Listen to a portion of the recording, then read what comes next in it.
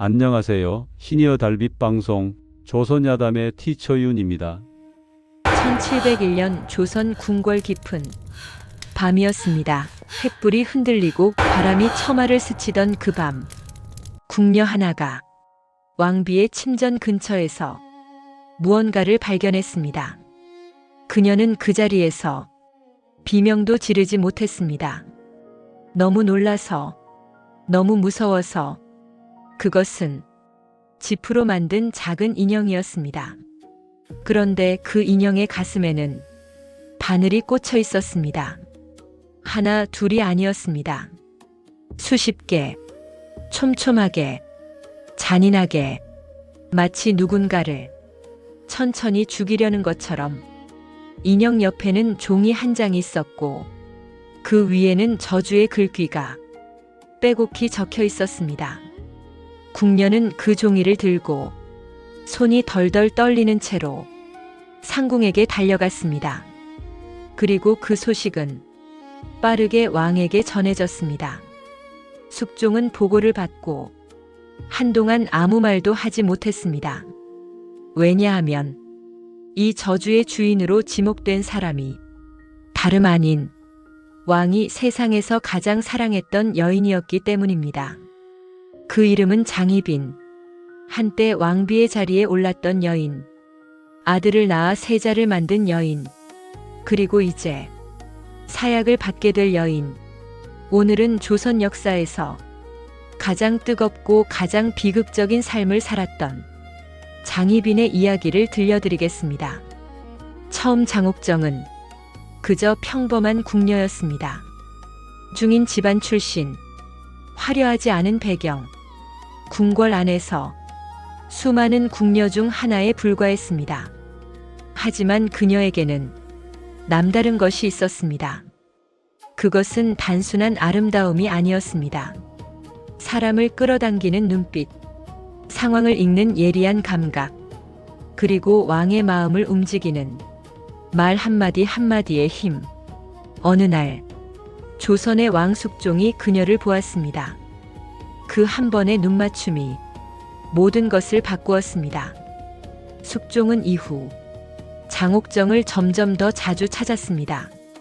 날이 갈수록 총애는 깊어졌고 궁궐 안에서는 조용한 수군거림이 시작되었습니다. 왕이 밤마다 찾는 여인은 왕비가 아니라 장옥정이다. 신하들은 걱정했습니다. 중전을 모시는 궁녀들은 분노했습니다. 하지만 왕의 마음은 이미 돌이킬 수가 없었습니다. 그런데 문제가 생겼습니다. 장옥정을 못마땅하게 여긴 일부 세력이 움직였고 결국 그녀는 한때 궁궐 밖으로 쫓겨나기까지 했습니다. 하지만 숙종은 그녀를 잊지 못했습니다. 결국 다시 불러들였고 그 순간부터 장옥정의 운명은 완전히 달라지기 시작했습니다. 당시 조선의 왕비는 인현왕후였습니다. 온화하고 덕이 깊으며 신하들과 백성 모두에게 존경받는 여인이었습니다. 그러나 왕의 마음은 이미 장옥정에게 가 있었습니다. 궁궐 안에서는 보이지 않는 전쟁이 시작되었습니다. 남인 세력은 장옥정을 밀었고 서인 세력은 인현왕후를 지켰습니다. 왕의 총애를 등에 업은 장옥정과 조정의 지지를 받는 인현왕후, 두 여인을 둘러싼 권력 싸움은 날이 갈수록 치열해졌습니다. 그리고 마침내 결정적인 사건이 터졌습니다. 장옥정이 왕의 아이를 가진 것입니다. 숙종은 이 아이를 세자로 삼겠다고 선언했습니다. 신하들이 반발했습니다. 왕비께서 아직 계신데 어찌 후궁의 자식을 세자로 삼으시려 하십니까?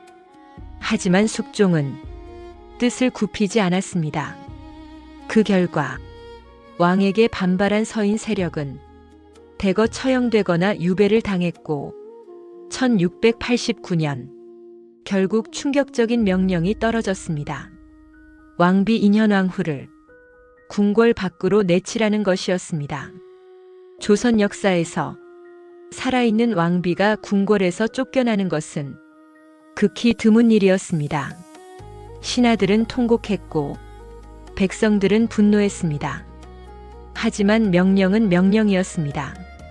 2년왕 후는 초라하게 궁궐을 떠났습니다. 그리고 그 빈자리를 차지한 사람, 바로 장옥정이었습니다. 후궁이 왕비를 밀어낸 조선 역사상 전무후무한 사건. 장옥정은 이제 장희빈이 아니라 조선의 왕비가 되었습니다. 왕비가 된 장옥정, 아들도 낳았습니다. 그 아이는 세자가 되었습니다. 훗날 조선의 왕경종이 되는 아이입니다. 궁궐에서 그녀의 권력은 절정에 달했습니다. 하지만 바로 그때부터 균열이 시작되었습니다. 숙종의 마음이 조금씩 식어가고 있었습니다. 왕이란 한 여인만을 바라보는 사람이 아닙니다. 숙종의 눈에 새로운 여인이 들어왔습니다. 훗날 숙빈 최씨라 불리는 여인입니다. 장옥정은 느꼈습니다. 왕의 발길이 줄어드는 것을, 왕의 눈빛이 달라지는 것을. 그녀는 초조해졌습니다. 조급해졌습니다. 그리고 그 조급함이 결국 그녀를 파멸로 이끌게 됩니다. 설상가상으로 조정의 분위기도 달라지기 시작했습니다. 신하들 사이에서 조용히 목소리가 나오기 시작했습니다. 쫓겨난 인현왕 후를 다시 모셔야 합니다. 장옥정은 그 목소리가 날이 갈수록 커지는 것을 느낄 수 있었습니다. 궁궐의 차가운 바람이 그녀의 등 뒤로 스며들기 시작했습니다. 1694년 숙종이 결단을 내렸습니다. 쫓겨났던 인현왕 후를 다시 궁궐로 불러들이겠다는 것이었습니다. 그 순간 장옥정의 세상이 무너졌습니다. 그녀는 왕비의 자리에서 내려와야 했습니다.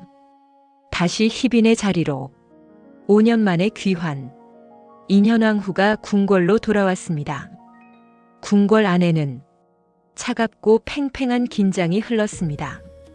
두 여인은 같은 궁궐 안에서 매일 마주쳐야 했습니다.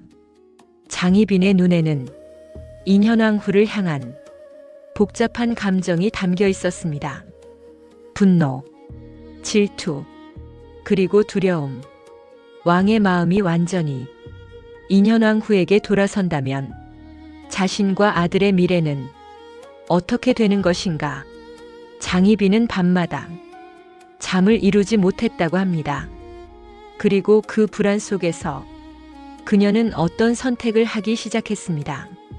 장희빈은 무당을 불렀습니다. 몰래, 깊은 밤에, 아무도 모르게 궁궐 한켠에 신당이 차려졌습니다. 무당은 의식을 행했습니다. 지프로 인형을 만들었습니다. 그 인형의 이름을 새겼습니다. 인현왕 후의 이름을. 그리고 바늘을 꽂았습니다. 하나씩, 하나씩, 천천히.